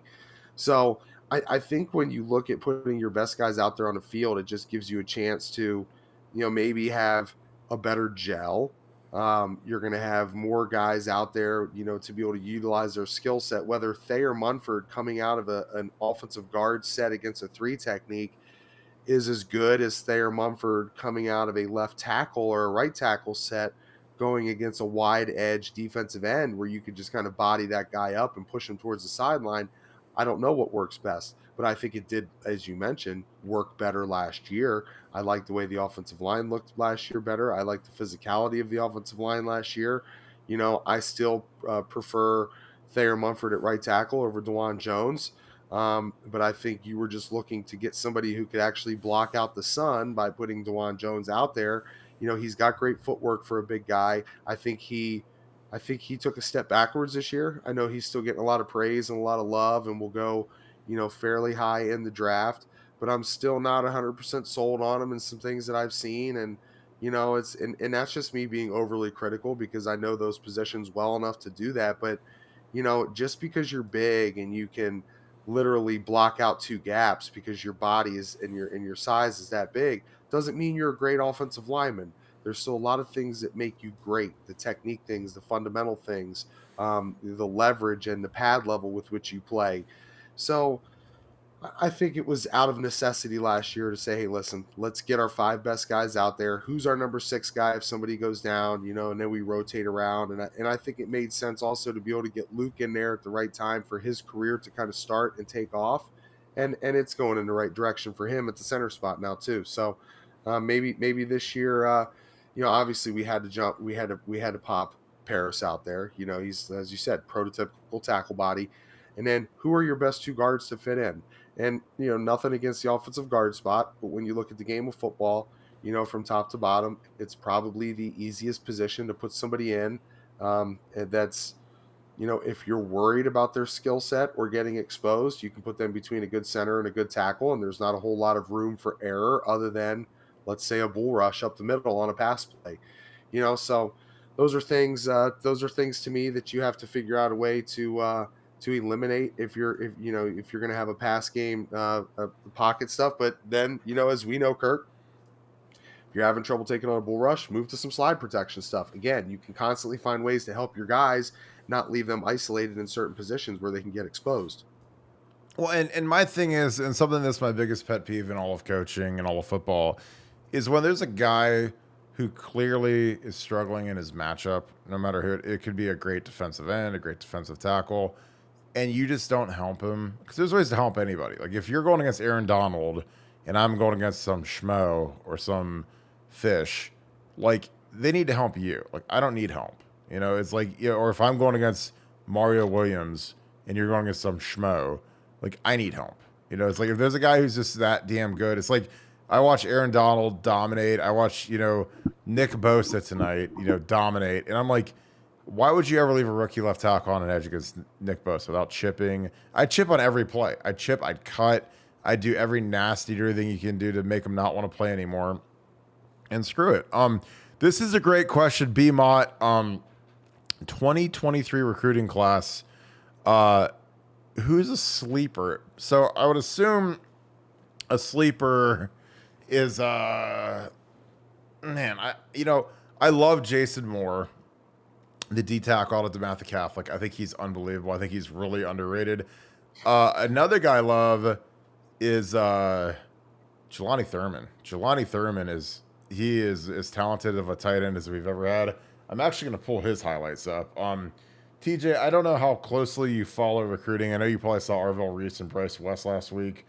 Are there any recruits that stand out to you in the class? And again, I'm not trying to put you on the spot. I'm just trying to,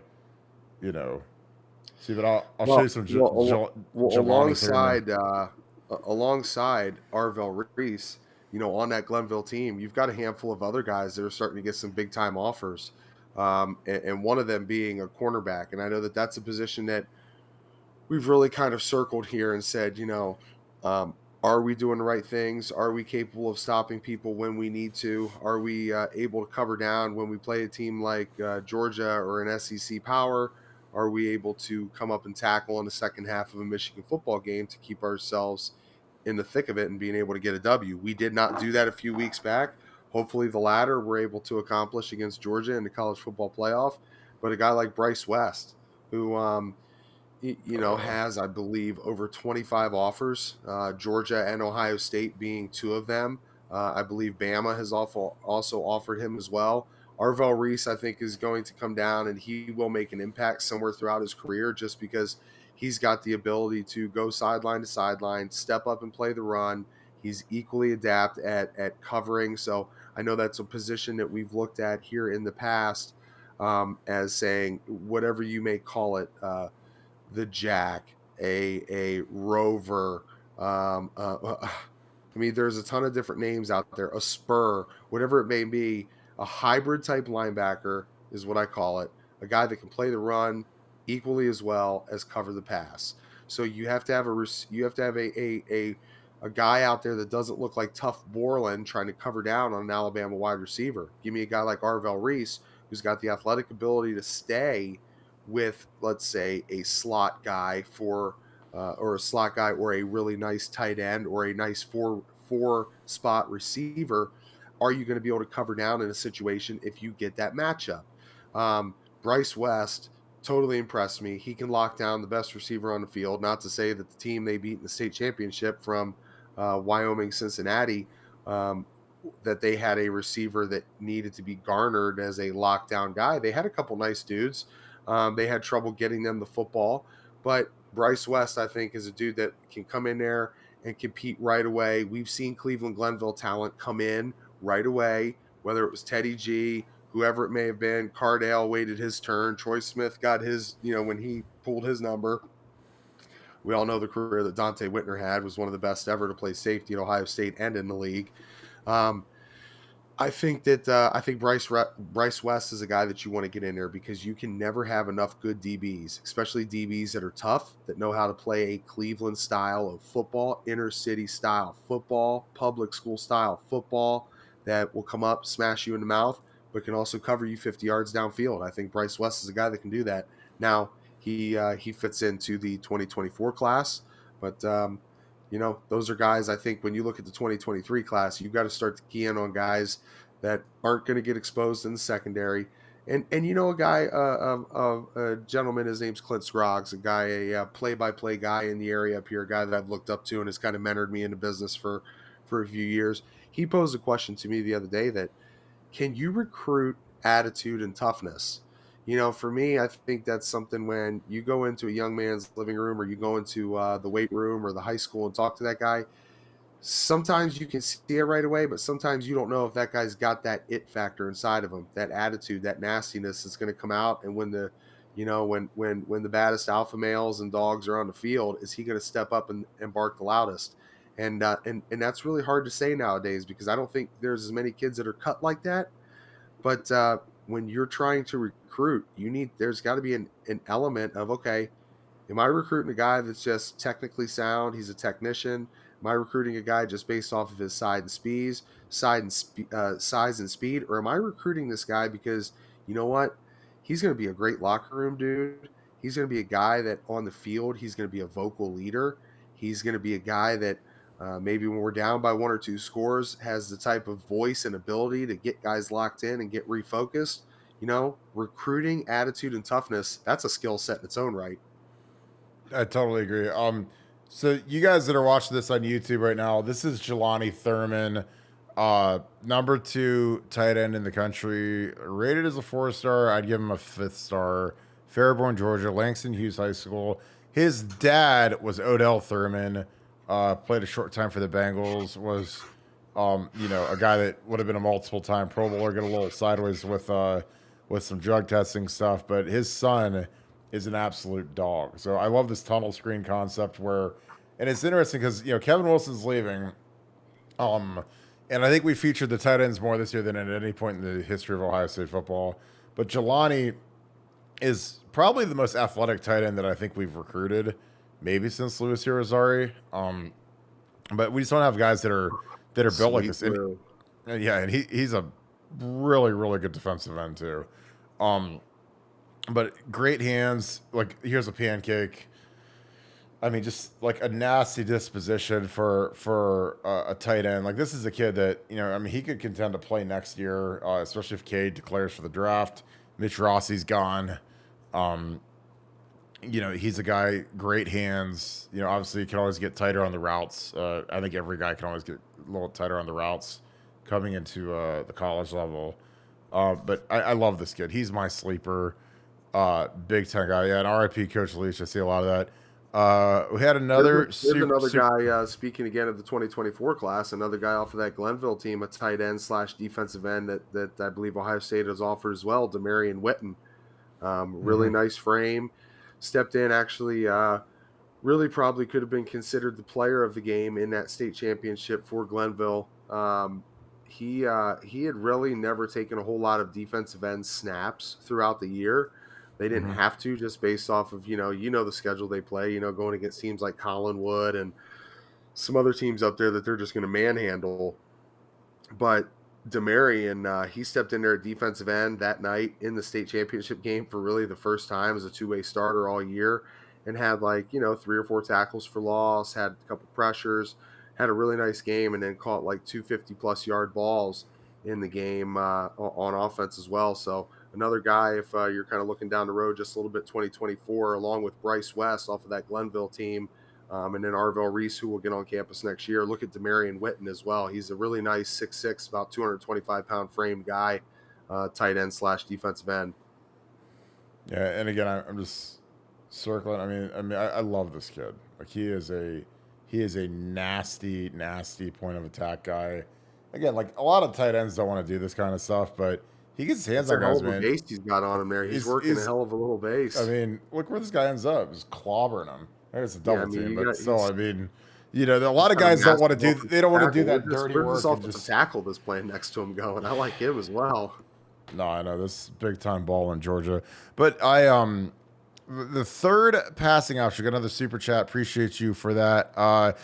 I would think it would have to be Julian Fleming / Cade Stover. That's something that I don't even really want to think about because after Emeka and Marvin, there's a massive drop off. I think that one of the things I believe Ryan Day wants back is the fact that we didn't use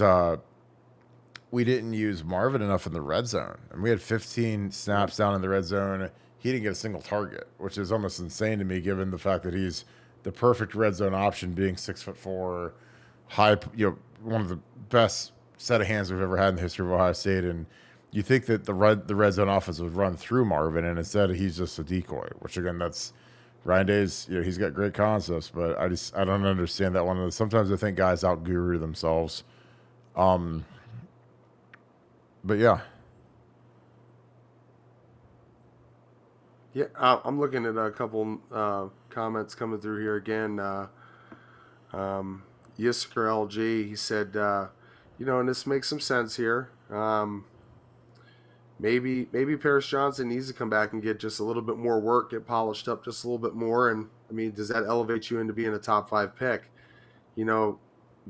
I've been hard on the offensive line for Ohio State all year long. And I've questioned some things that they've done. I've questioned some technique and some discipline things, some toughness things, some attitude things. But, maybe Paris Johnson does need to come back for another year. Come back and make yourself a top 5 pick. I mean, I think you're pretty much under the impression, Kirk, that he's going to go somewhere in the first round as he comes out this year. I have a better chance of taking a cruise on the Titanic than he does of coming back for another year. So that's where we're at with that. He's gone. Is he polished? Is he ready to start tomorrow in the NFL? Yes. Okay. Have you watched the tackles in the NFL? I've never seen a more offensive line play in the NFL. It's just like you watch the guys tonight. San Francisco has the best set of tackles in the league with Trent and Mike McGlinchey. But the left tackle for Seattle is really good. He's a top 10 pick. The right tackle, Paris would start over him tomorrow. You look at the Bengals, Lyle Collins, Jonah, he'd probably start over one of them. The Steelers, he'd start at either spot. Where's our guy Isaiah Prince playing at? He's on practice squad for the Bengals right now. Okay. I mean, I look at him when he was coming out. A lot of people thought that he was going to be able to play right away, and I thought that there was a toughness and attitude factor with him as well. Just being more of a technician type guy, and being a frame and being an athlete. There's more that goes into the deal than just that. Kirk, you played the position, understand. Well, Isaiah was a 5th round pick. I mean, he was a guy. He wasn't like some surefire guy, and he was a guy that was a 5-star guy. We flipped from Bama. I never thought he was a guy he started a lot of games for Ohio State. No, I know, but again, he just was, he's just so up and down technically that I didn't think he would be a day 1 starter. And he started the Super Bowl, and they replaced him. They signed Lyle Collins to a big deal to take his spot. This is the other guy I mentioned. This guy is an absolute monster. Jason Moore, DeMatha Catholic, 6'6", 255. He'll probably end up being 310 and being a top 10. This guy, again, I'm going to highlight him. He's playing end. He's a little thinner now. This guy can fill out with his friend and be 295 tomorrow. And he is a nasty dude. He's playing good level ball in Maryland. Obviously, Maryland's not the same level as Florida, but he is a big time guy. He's an Alabama type guy, Georgia type guy. Had an Alabama offer, had a Georgia offer.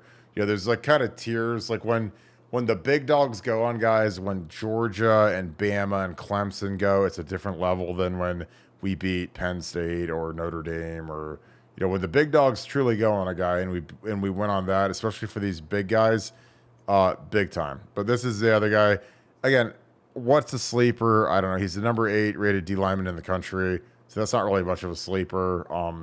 But I do love him. I love his film. I think he's nasty. I think that he's in a position of great need. That interior D line. He could probably play end. I think that his future is being a 295-pound pass rushing, like a DeForest Buckner type guy for Oregon and San Francisco guys with the Colts. But big lanky dude. You know, again, I think the guys with great arm length those are the guys that are the hardest to block, just because if they can't reach the tackle or the guard, it makes life really tough.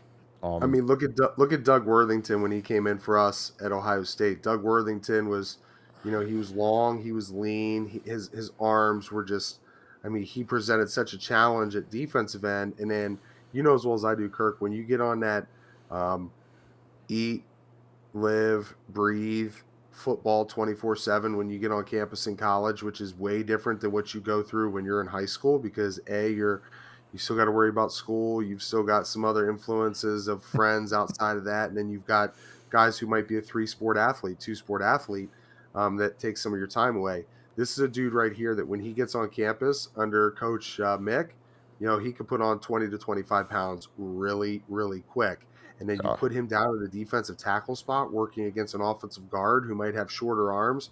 And I think back to, you know, Doug Worthington when he came in. Once he put on that extra 25 pounds, and Doug, I believe, was a captain his senior year, Doug was a formidable dude in the trenches for 2 seasons there for Ohio State, because he was just a mismatch for a lot of offensive guards.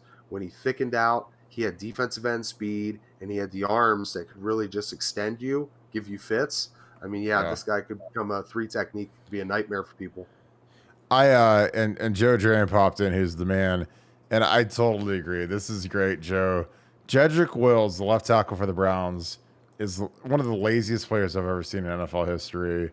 Bad body, no lower body strength. It just like he's a low motor guy. It's amazing because Batonio is like a pro's pro. Wyatt Teller's a pro's pro. Conklin. Obviously, Joe Thomas, one of the greatest left tackles that's ever lived.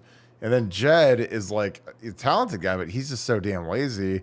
Yeah, and I would trade Paris for Jed tomorrow. I mean, if I could, because I just think that, you know, Jedrick Wills, with what he brings to the table with his body language and his low motor, it's almost amazing that guy was a first-round pick.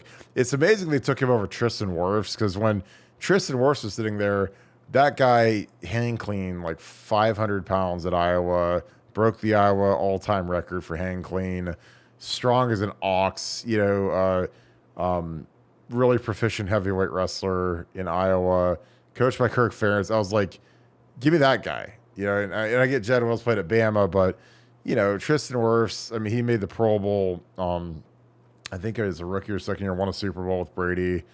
Played right tackle, so that I think had something to do with it, because he played right and left at Iowa. Plays right for the Bucks. Probably should play left, because I think Donovan Smith's terrible. But yeah, that's a great call, Joe. Good job, man. I appreciate you. I hope you enjoyed your finals getting done. Joe had a nice recruiting column on BuckeyeScoop.com. If you guys aren't on BuckeyeScoop.com, we have a ton of coverage coming up on Georgia. I was texting some of the people in the WAC today about little game plan stuff, not a lot, but I've got little thoughts on Georgia, and I have a lot of time to study film. I don't go out recruiting. I don't do any of that BS, but I can see a lot of stuff.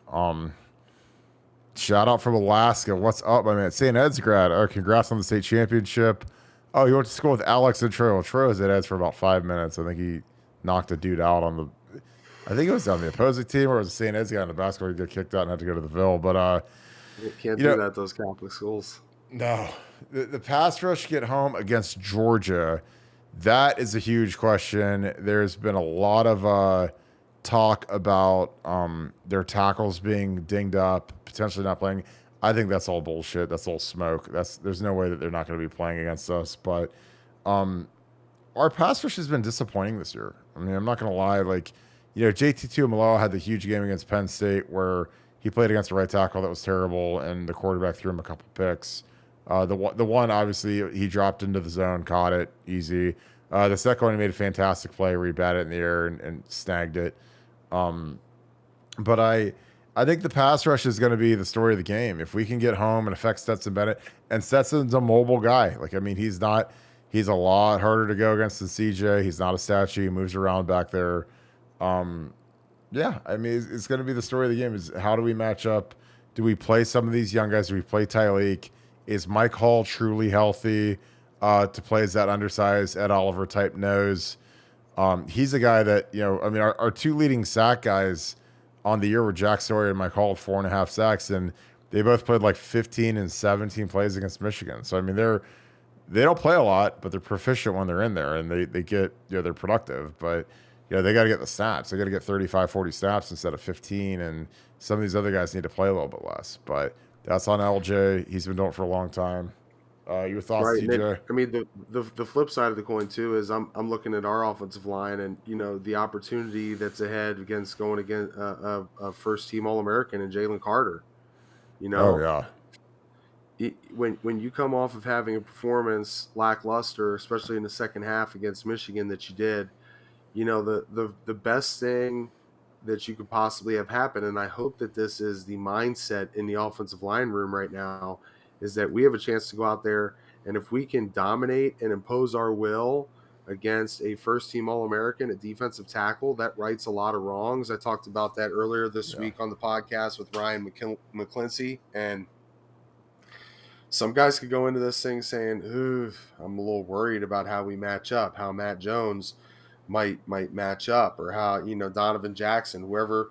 I mean, obviously, if you're looking at an offensive line, as Bill Greene graded me out the other day, the weak link, that's where I would put my All-American defensive tackle.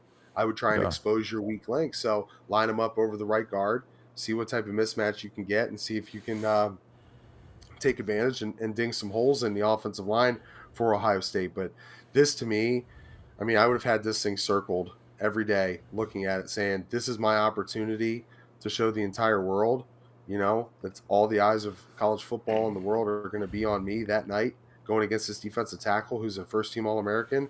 This is a chance for you to right a lot of wrongs and kind of get this ship going back in the right direction. Yeah, I think the interesting thing with that is, what do we get out of Matt Jones? How healthy is he? I mean, he was on crutches after Maryland, so serious injury. I mean, we haven't really talked about that. Do you just stick and roll with Fryer? I mean, at times it's looked like with Fryer in there, I've liked the way we've looked better. Yeah, I don't know. I think that it just depends on how much Matt can give, because Matt, he had a bad lower body injury. He had no power coming down the stretch. He got bullied a lot because he's playing with a bad injury. And if you don't have your power, you don't have your power. Like, you don't have your power from your base, then you can do, man. Yeah, you're when you're playing against at that point you have to tap out, and you got to say it's better for the team to have Josh Fryer in there, because Josh Fryer at least has his power. That's it. I mean, and the hard part with Josh is he's been a tackle for most of his career. He played guard before they did the musical chairs where they moved DeJuan to right tackle, Thayer to left guard, Nick Petit to left tackle. I mean, Josh Fryer was in the running to be the starting left guard before they did that. And they basically said, well, we're going to roll with DeJuan, because the thing you got to remember with a lot of these moves, and this is something people don't really get with the portal, is like, if you don't play Paris last year, even though he's not a true guard and he's a tackle, he could have transferred to Georgia or Bama or somewhere else and said, look, I'm out. See ya. It's been real. Like, I appreciate you guys, but I want to start this year. I mean, I'm on a 3-and-out plan. Paris Johnson had a plan. His plan was to come to Ohio State. He's got a great charity, gives to homeless veterans, all set up. Graduate in 3 years. Be be an All-American, and do charitable work, and be a first-round pick. And guess what? He's done 3 out of the 4. The only one that's left is to be a first-round pick. He graduated this week. He's got a first-team All-American. He was made 4 first-team All-Americans. He's got a tree. So he's a guy that he had a plan. He executed it. And if he doesn't play last year, he's gone. And again, that's not from Paris, but I just know the mindset of some of these kids. Some of these kids are a lot more mature than others. I mean, he came here as a grown man, ready to play. The first spring he was there as a true freshman, his first spring, he was running with the first team, rotating in at right tackle as a true freshman. First week of spring ball. Like, think about that. Like, I mean, how many early enrollees do you ever see run with the ones during the first week of spring ball? Reese Corrett was the only one I ever saw. Well, yeah, and again, that's the most supernatural human being of all time. Like, so, and again, it's a lot easier to do that at running back than it is at offensive tackle. So you got to, I mean, that's just like a freaky. And if you're Ted Ginn and you run at the Z receiver or the flanker and you're running deep routes, like that's one thing. But you're playing right tackle against men. Like you're playing against Chase Young, and you're playing against grown men, or excuse me, that 20 group of Jonathan Cooper, who starts for the Broncos now. Like you're playing against dudes, so it's different than college. But I mean, he went in there and he was fighting and playing hard, and and then he just developed and he's not scared of anybody. So that's why I think he could start in the league. TJ, your thoughts on the number of carries for Dallin Hayden versus mine? Again, appreciate that, David. Another super chat. How would you split up the carries for the running backs? Trey just had surgery, so he's out. Toss this on the broadcast real quick. How would you split the carries up between the running backs? And you can throw Chip in, because Chip was our leading guy against Michigan, which that will eternally blow my mind how we played Chip over Dallin after Dallin he was the offensive player of the game against Maryland, and all of a sudden we just throw Chip in. And again, Chip did fine. He wasn't the reason why we lost. I mean, but he had 1 carry going into the Michigan game, and they turned him into the feature back, which again, that's strange, but it is what it is. Yeah, I'll answer that one, and there's another one I want to answer off the board there before I gotta tap out and boogie out here, man. But for me, first of all, yeah, I think it's kind of a slap. When you come off of the performance that you did against Maryland and even some good meaningful carries against Northwestern, we knew that we were banged up. We knew that there was something going on with my end, and that Trev was going to be over on the sideline, with the boot on. He wasn't even dressing, I think, for a handful of those games. But it's difficult. And I know there's been some things that have come out there that have said that the Tennessee Volunteers are trying to throw some money at Dallin to maybe get him to transfer to come down there. I know that there's another avenue of NIL and the transfer portal that we haven't really thought about when this first thing all came to light, was poaching people off of other people's teams when you might not be getting the respect that you deserve. I mean, if I'm Dallin Hayden and all of a sudden I go ahead and I have a 100-yard rushing game for let's call it the number 2 team in the country as we're heading into Michigan week, and then all of a sudden I get some junk carries against the Wolverines and we end up losing in a lackluster second half performance, and Chip Trainum, a dude that hadn't gotten carries all season long, he's getting them over me. Yeah, I'm pissed, dude. I got an issue with that. And if somebody comes over and starts saying, hey, here's $1.5 million, here's $1.5 million reasons to transfer out of Ohio State, come down to Tennessee, we want to have you be our featured back, I can see where that's another way that NIL and the transfer portal is going to completely change the landscape of college football, because things like that will go on. That's how business works. That's how money works. That's the attraction of it. So I think the way you split carries going into this game, you continue to have to force people to have to think about Diamante, because when Chip gets the ball, he knows what to do with it. He's been there before. With the state championship pedigree at Hoban, from what he did at Arizona State, he had no carries coming into that ball game, and then boom, you throw him in the backfield, tell him which way to go. He knows how to take the proper first steps. He knows how to carry a counter fake, whatever it may be. He knows what gaps, what holes to hit. He knows how to be patient. He knows ball security and vision. So I love the fact that you mix him in there. But What do you do if you've got a healthy number 32 coming back into the fold? What do you do with Mayan Williams? How do you work him back into the fold if he's available? Dallin Hayden's a guy that I think is going to be sitting back there at the number 3, number 4 spot saying, yo, what about me and the 100-yard game that I put up for the Ohio State Buckeyes? I did my part. I earned some reps, and now I'm not getting them. I think that's where you're going to see a guy like him potentially leave this ball team. The last question I want to answer is for Chris Travers. Yeah, I have been overly critical on the offensive line this year. And I think a lot of that does go back to maybe having to change some drills. I can't sit here and tell you that I understand or know what Coach Fry's system is because I haven't spent enough time around the program or practices to be able to do that, nor do I know if I want to because I think I might be disappointed in what I might find out. But I think there has to be an effort, which Kirk will tell you. We always did this. There was 15 to 20 minutes every practice that you started off doing certain things to be able to work your feet and your hands and your leverage and your hips all together. We called them hat and hands. We did the shoots. We did the sleds. We did the board drills.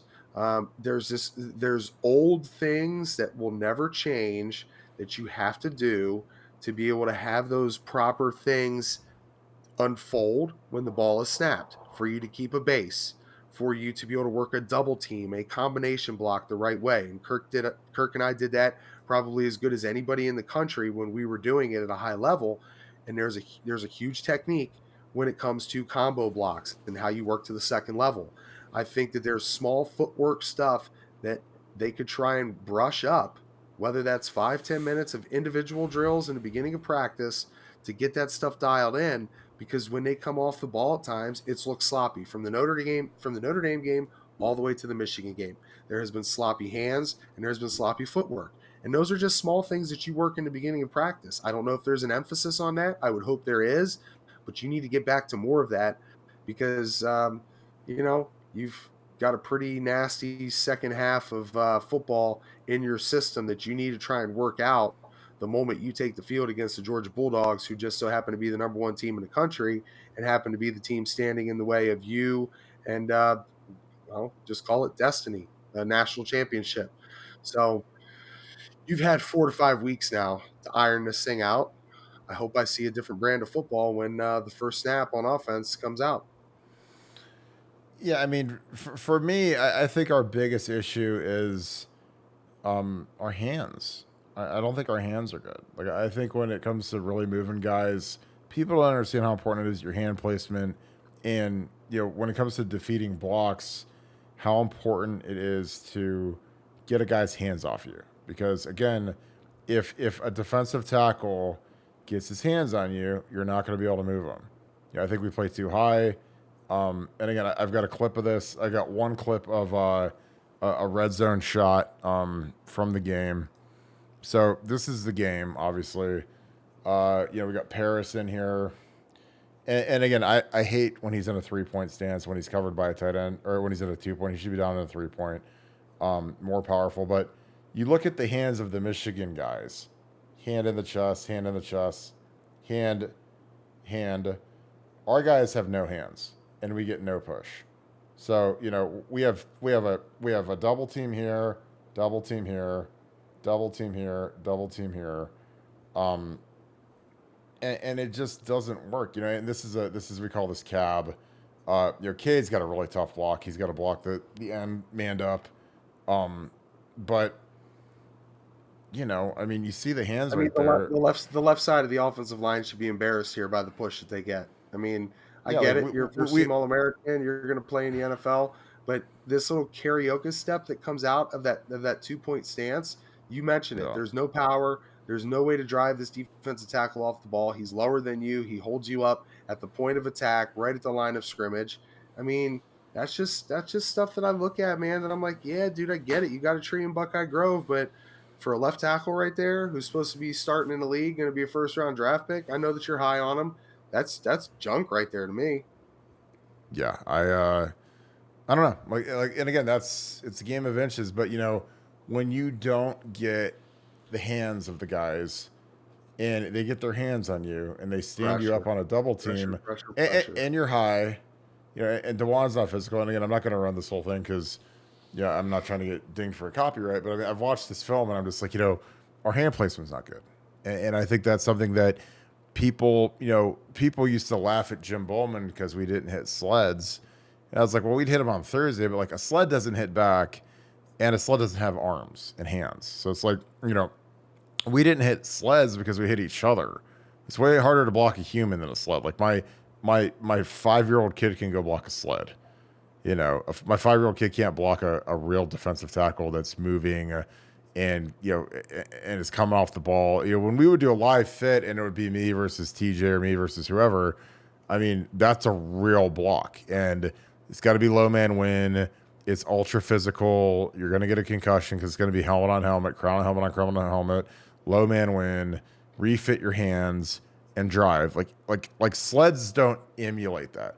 Sleds are great for sleds are great. Remember Bulls used to put handcuffs on us. We'd have these We had these plastic bands that would kind of go around each one, and we'd be handcuffed right here, and you would get down into your stance, and that's how you would be forced to shoot out. So because you're keeping them right here. It doesn't allow you to be high here or be too part here and allow to open up your chest. You know, my hands are right in here where I can shoot onto your hands, keep them off that chest. But hey, brother, I got to tap out, man. I appreciate jumping on with you guys here on Buckeye Scoop. Appreciate everybody that shot the stuff over Chris and who was talking to him, and look forward to seeing you guys down the line, man. Hey, I appreciate it, TJ. Have a good night, brother. I didn't realize how late it was. When you're having fun with this crew on here, it's fun when I love doing these live shows and having, I mean, God, we get 93 people watching at 2 a.m. So really appreciate you guys tuning in. This is kind of just a fly by the wire thing, late night. Felt like talking some ball, talking some recruiting. Really appreciate you guys. Appreciate the super chats. If you guys could like the video, that would be huge. That does great work for the video. But again, love you guys to death. Thank you guys for supporting the channel. Thank you guys for subscribing to the channel. We're trying to do a live show every night leading up to the game, just because there's so much to talk about. Signing day's coming up. A lot of film to break down. A lot of players to break down. Got Georgia film to break down. There's just so much to break down right now. And I just love seeing kind of what you guys like to know. And if you guys really love this, I'm telling you guys, BuckeyeScoop.com. I live on that site all day. Nevadabuck, Bill Greene. Those guys are both on little short vacations right now. They'll be back on Monday. But just appreciate you guys. They're still going to be on the site, on their board, on the phone, on their computers or laptops. But appreciate you guys as always. BuckeyeScoop.com has just been incredible. Our community is amazing. Heavily moderated, really smart people. We don't put up with much trash. So that's a little different from some sites because I just frankly can't deal with it. So we like a good, clean site, good, smart site, great discourse, great debates, great conversation, great recruiting information. Again, we're going to have some huge interviews next week with some members of Southwood Express, Brandon Ennis, Carnell Tate, JJ Smith, some of their coaches, all kinds of great stuff coming down the pike. So we appreciate you guys as always. Thank you. Check out BuckeyeScoop.com. It is a fantastic Christmas gift. And if you could comment down below, I'd love to get some feedback. What did you like about the episode? And who's your sleeper in the 2023 class? I love that question. There's some really good players in this class. Brandon Ennis is a guy, obviously 5-star, so he's not a sleeper. But who's your sleeper? You know, I love Jelani Thurman. I love his game. Fantastic player. He might be our best tight end that we've recruited since Ricky Dudley. So that's the guy you guys want to get familiar with. So appreciate you guys as always. I hope you guys have a great night. Talk to you guys tomorrow. Thank you so much, Buckeye Nation. Thank you, Scoop family. Go Bucks. Let's beat the Bulldogs. See you guys.